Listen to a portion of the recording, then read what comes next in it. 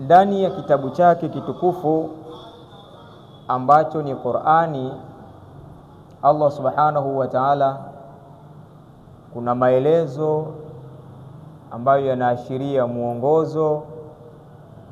Mimi na wewe lau tutakamata maelezo hayo, tutaathirika nayo na tukayaelewa, hasa ikawa ni sehemu ya nusura ya kupata mabadiliko makubwa kwenye mfumo wa maisha yetu tunayoishi ya kila siku, na hatimaye kuweza kuidiriki akhira yetu tukiwa salama.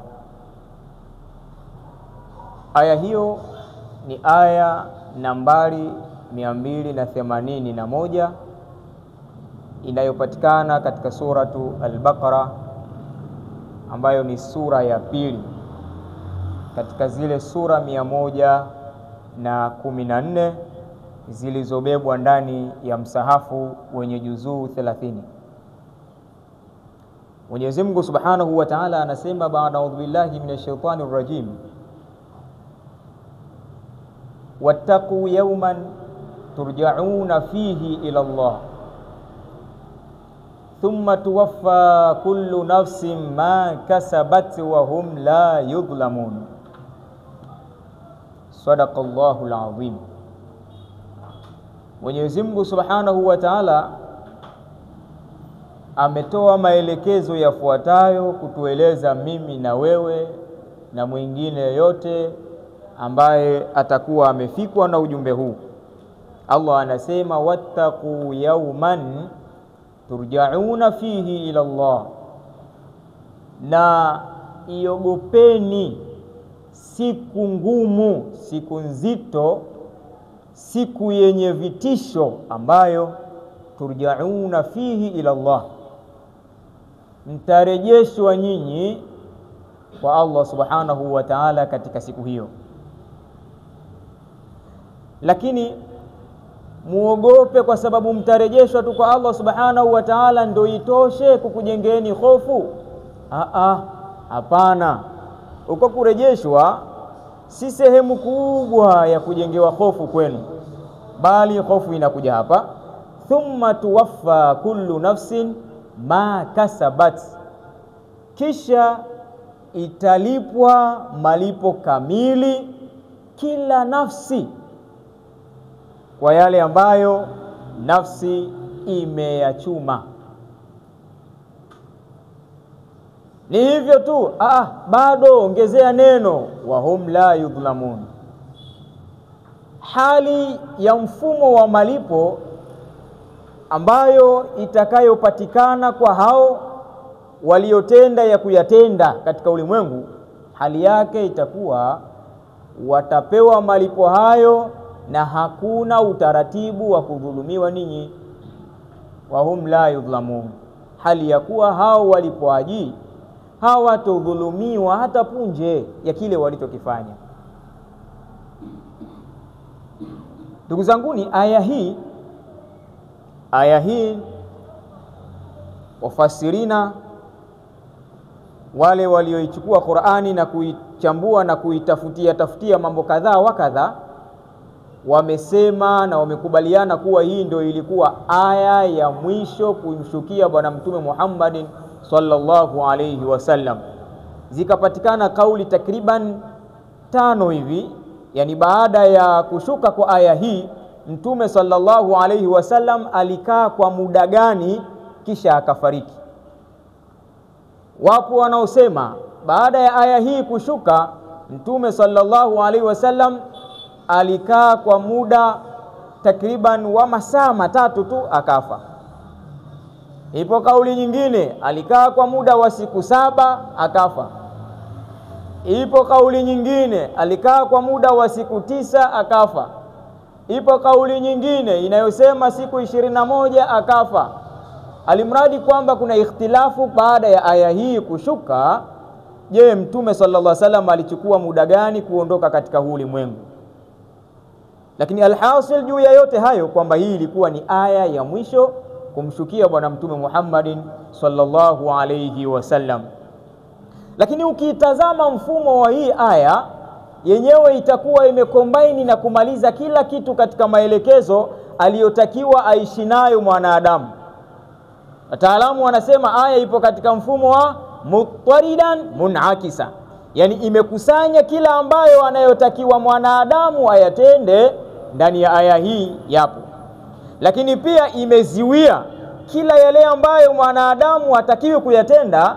Aya hii imekataza. Kwa nini? Kwa sababu kwamba mwanadamu huyo baada ya kuyatenda atakayoyatenda kuna malipo. Kwa sidhani kwa mtu ambaye mwenye akili timamu anaweza akayatafuta yale mabaya ya kuyafanya ili akalipwe kiubaya ubaya. Hayupo mwanadamu aliyekuwa timamu katika mfumo huo. Lakini kila mwanadamu aliyekuwa ana upeo nzuri wa kufikiri atayatafuta yale mazuri ya kwenda kulipwa ili apate malipo yaliyokuwa mazuri. Hakuna mwanadamu asiyependa malipo mazuri, na hakuna mwanadamu anayependa malipo mabaya. Huo ndio uhalisia wake. Sasa ndani ya aya hii tutohoe aina ya maisha ambayo mwanadamu anatakiwa aishi kwenye ulimwengu huu. Mwanadamu anatakiwa aishi katika ulimwengu akiwa na nidhamu, akiwa na hali ya ukarimu. Nidhamu na ukarimu ndio maisha ya mwanadamu yaliyo salama. Hii nidhamu na ukarimu vyenyewe vimebebwa na msingi mkuu unaoitwa al-khawfu min Allah. Ili mwanadamu aishi katika mfumo wa yeye kuwa ana nidhamu ya sawasawa, lakini pia ni mtu mwenye utu na ukarimu wa sawasawa, lazima awe na hofu ya Allah subhanahu wa ta'ala. Yani mwanadamu akitoka katika hofu ya kumuogopa Allah, anaweza akaishi anavyotaka yeye kiholela, vyovyote vile anaweza akaishi, na anaweza akafanya anachokitaka yeye chochote kile pasi na kuweka katika mizani. Kwa nini? Hofu ya Allah hana.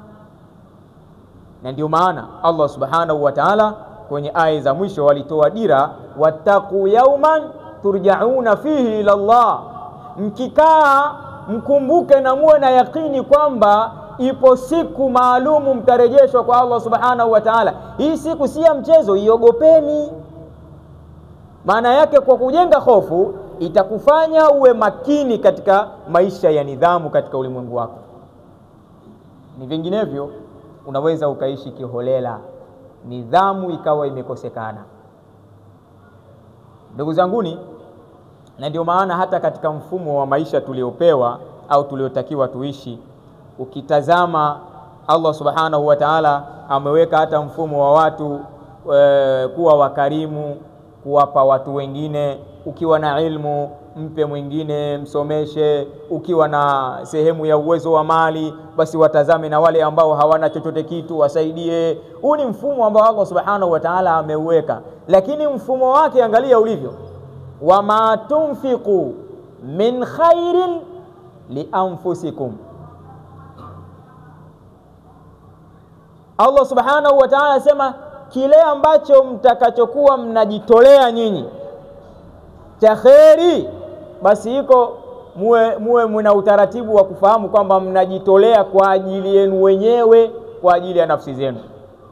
Watu wa hikma mmoja aliwahi kusema mfumo na utaratibu wa utoaji, alisema kwamba idha istana'ata al-ma'rufa fasturuhu, idha istana'ata al-ma'rufa fasturuhu wa idha stuni'a ilaika fanshuruhu. Huu ndio utaratibu, kwamba ukitenda jambo jema, kumtendea mtu wema wa aina yoyote, basi wewe mtendaji wa jema listiri hilo uliolitenda. Angalia mfumo wa maisha tunavyoelekezwa. Umefanya jambo lolote la msaada kumsaidia utakayemsaidia, basi ustiri ule msaada wako. Kinyume chake, wa idha stuni'a ilaika, ukitendewa wewe ule wema, fanshuruhu, wewe una haja, una haki ya kuusambaza. na kuwaambia wengine kwamba mnamuona huyu kanisaidia sana, kanitoa mbali sana, yani ni katika watu ambao muhimu kwenye maisha yangu, huyu mtu ni mtu muhimu sana, siwezi kumsahau. We awe mzazi wako, awe rafiki yako, awe mtu yoyote ambaye yeye ameshiriki kwa namna moja ama nyingine kukupushi, kukutoa hapo ulipo, kukuweka mahala pengine, basi wewe katika moja ya shukrani uonyeshe kwamba huyu bwana katika watu ambao mimi siwasahau kwenye maisha yangu, huyu bwana, wewe una haja ya kumtangaza yule mtu aliyokufanyia wema. Lakini wewe mfanyaji wa wema, wewe unatakiwa ukae kimya. Na ndio maana kuna ule utaratibu fulani ambao wenyewe wanasema mganga wa kweli huwa anatangazwa na wateja wake. Mganga wa kweli wala haweki mabango kwenye mistimu. Sisi tunafanyeje, tunanenepesha nini, sisi kufanyeje, hawaweki mabango kwenye mistimu kwa maana piga namba hizi. Weka makweli fundi, wasaidie watu, wahudumie watu. Wale watu wakiona kile ulichokifanya, wao ndio watakuletea, wao ndio watakutangaza wao kwamba mimi maradhi yangu fulani niliponea kwa fulani. Kwa hiyo mwingine anaanza kumbe fulani, basi utawaona watu wanakuja kufata hizo huduma, lakini sio wewe ndio unayetangaza, bali kazi zako ndizo zinazokufanya utangazo. Sasa hivi mfumo wa maisha umeshabadilika, sasa hivi umebadilika kabisa. Na mabadiliko yake, moja ya mabadiliko, yule anayetenda wema anatakiwa yeye mwenyewe ndo ajiblandi. Yani asipojiblandi yeye mwenyewe imekula kwake, kwa sababu yule mtendewa wema ana kawaida ya kuficha wema aliofanyiwa, wala asemi.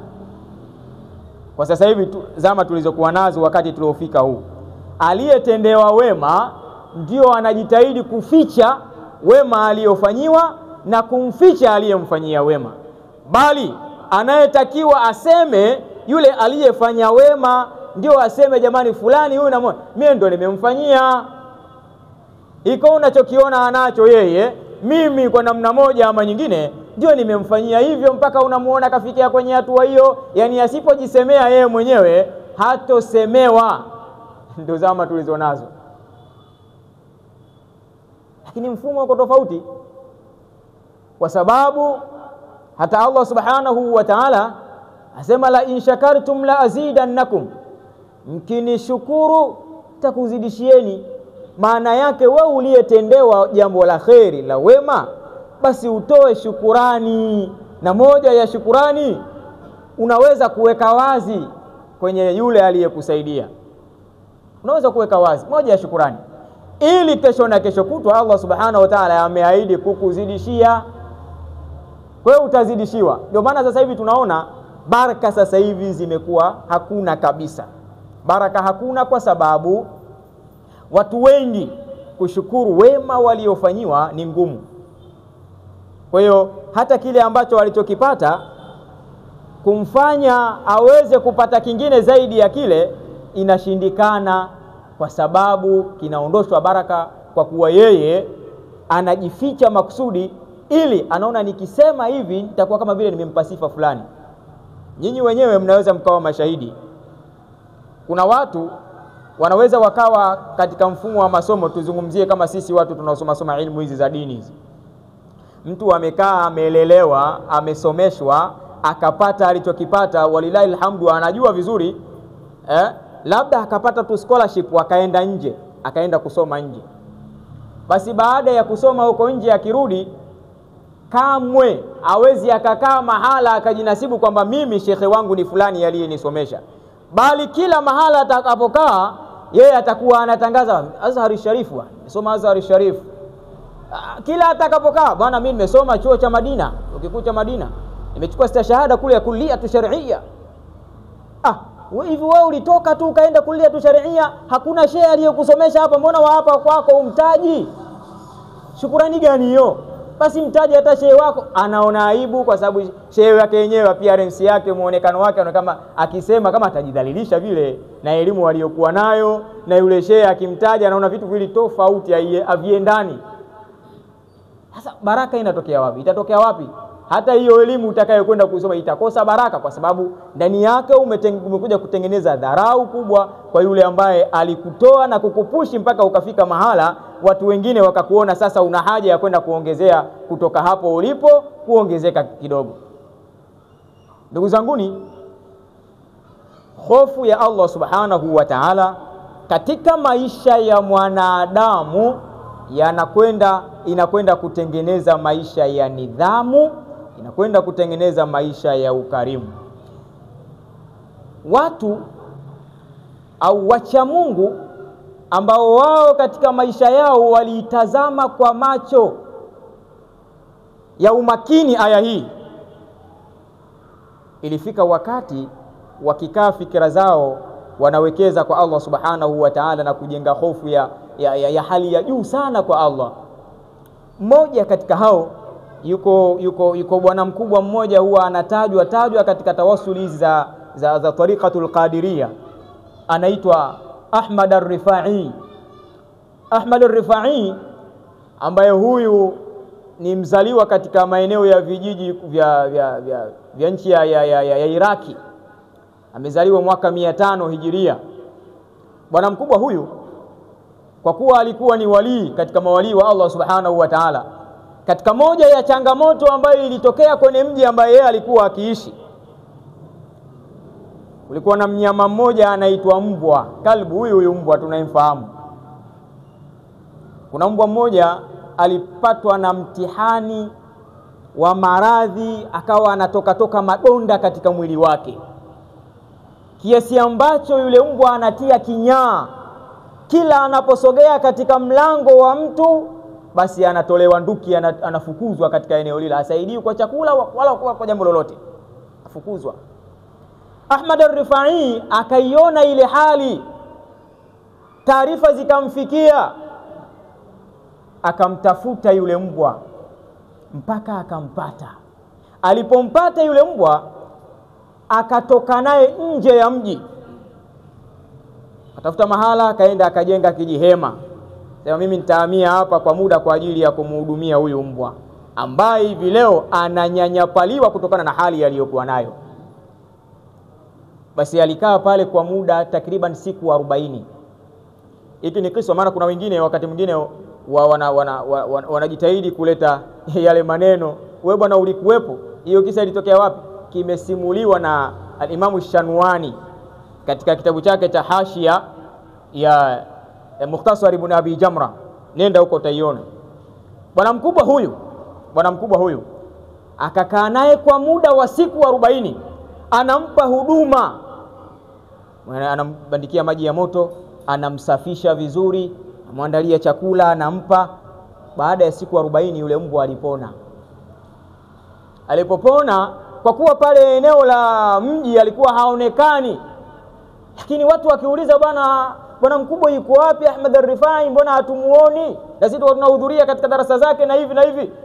Huyu bwana ameondoka, kuna mbwa yule aliyekuwa anapita kwenye milango ya watu anatimuliwa kutokana na hali aliyokuwa nayo, kambeba katoka naye kidogo nje ya mji, yupo katika kumhudumia yule mbwa.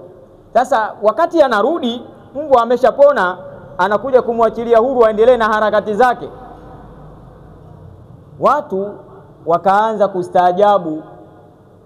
Baadhi yao ambao wamekosa kaba ilibidi wamuulize, bwana, ata'tani bihadha alkalbi hadha al-i'tinaa kullahu? Hivyo wewe unaacha kushughulika na watu, inafika wakati unashughulika na mbwa huyu, tena unashughulishwa kwa shughuli kubwa. Lakini mbwa mbona unatuweka hoi, inekuwaje? Mbona mbwa? Bwana mkubwa alisema, naam, ndio nashughulika na mbwa. Unajua kwa nini?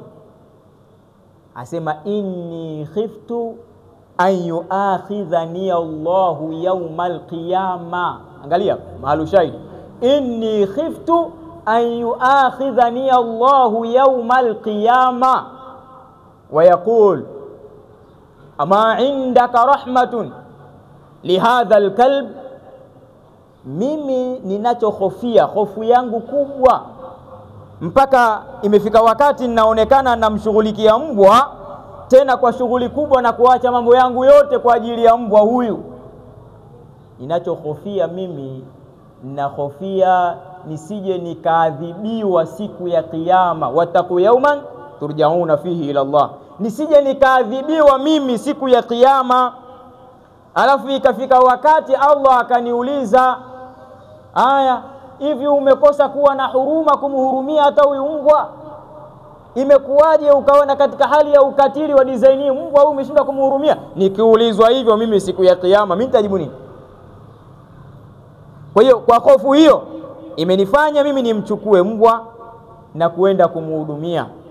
Lakini inaweza ikajengeka swali kwamba ama takhsha an abtaliyaka bimabtalaitu bihi hadha alkalb, wewe haukuogopa kabisa kupewa mtihani, uende na wewe unaweza ukapewa majaribu kama ambavyo walivyopewa majaribu huyu mbwa?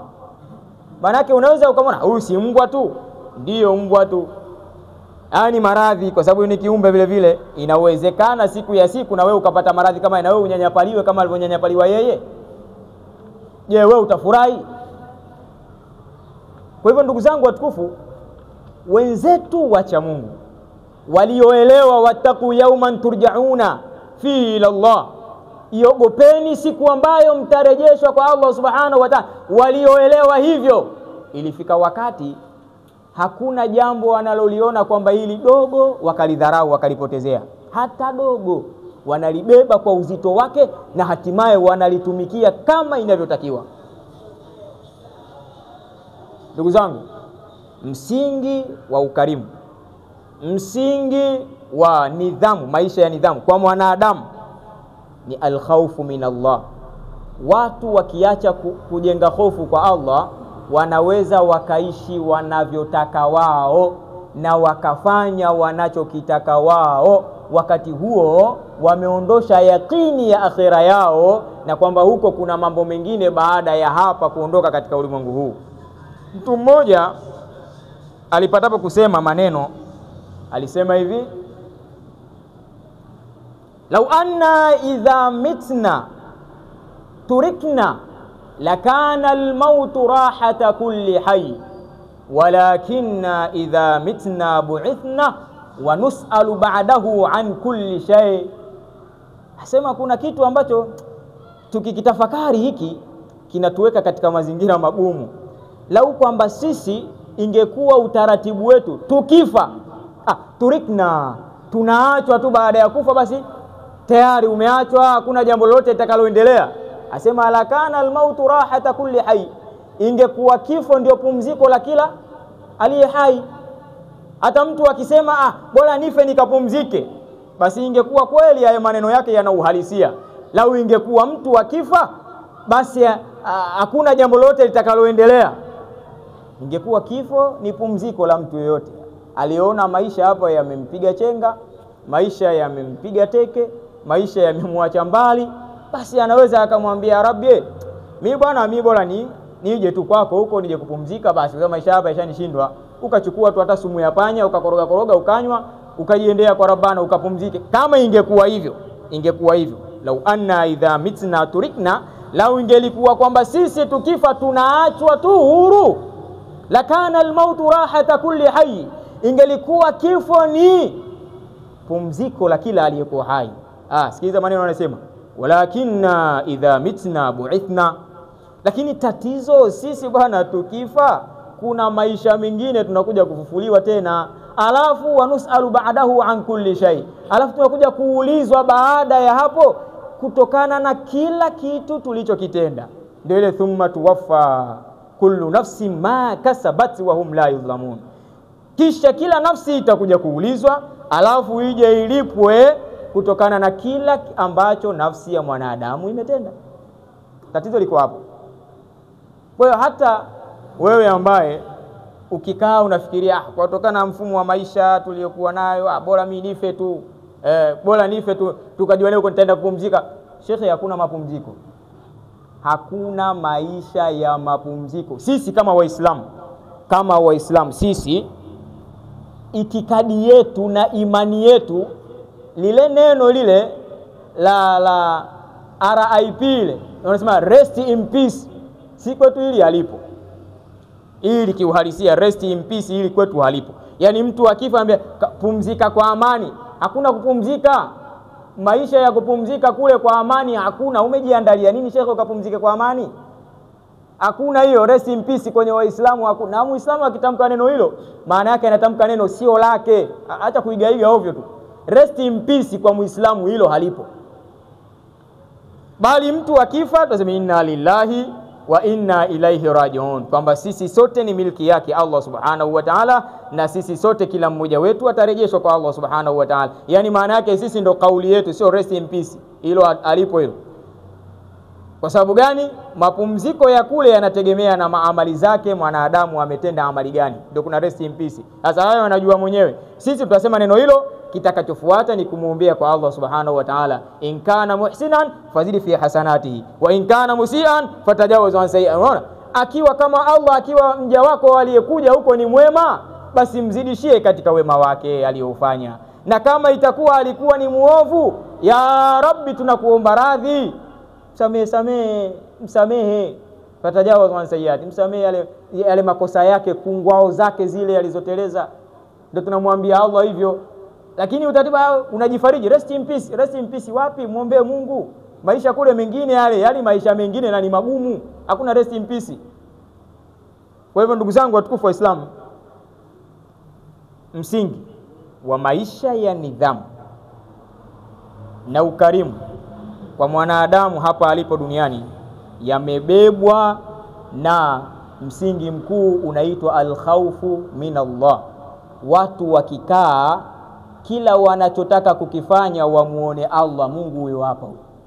Kama Mungu huyu hapa, maana yake wakae wakiwa wana hofu na Allah subhanahu wa ta'ala, ili wayatazame anayoyataka Mungu ni yapi, watayakimbilia kuyafanya. Asiyoyataka Mungu ni yapi, watayakimbia mita 100 kukaa nayo mbali. Lakini mwisho kujiandaa na mfumo gani tunaweza tukapata mwisho mwema kwa Allah subhanahu wa ta'ala, lakini pia tuweze kupata maisha yanayostahiki mazuri tunayoyataka kwa Allah subhanahu wa ta'ala. Yauma la yanfa'u malun wala banun illa man atallaha biqalbin salim, siku ambayo mtu haitomfaa mali yake wala watoto wengi alionao, isipokuwa yule ambaye atakayefika kwa Allah subhanahu wa ta'ala moyo wake ukiwa salama, moyo wake umesalimika na makosa ya kumkosea Allah subhanahu wa ta'ala kwa makusudi. Kwa hivyo tumuombe sana Allah subhanahu wa ta'ala atujalie mimi na wewe na kila mmoja wetu, tukikaa tufikirie kwamba tuna siku nyingine ambayo iko mbele yetu nzito sana. Wataku yawman turja'una fi, nayo ni siku ya kiyama. Tunazungumzia siku ya kiyama. Kwa hiyo lazima tuifikirie hiyo. Tukifikiria hiyo, basi kuna mambo mengine haya kidunia haya tutakuwa tunayatazama kwa tahadhari kubwa sana. Sio tunakurupuka tu. Tuna akhera huko, maisha mazito sana, yanahitaji maandalizi yetu ya kimatendo. Kwa Muislamu lazima awe na imani hiyo. Asiye kwa Muislamu basi awe na imani yake, lakini Muislamu lazima awe na imani hiyo. Wabil akhirati hum yuqinun, akhera wawe na yakini kwamba ipo.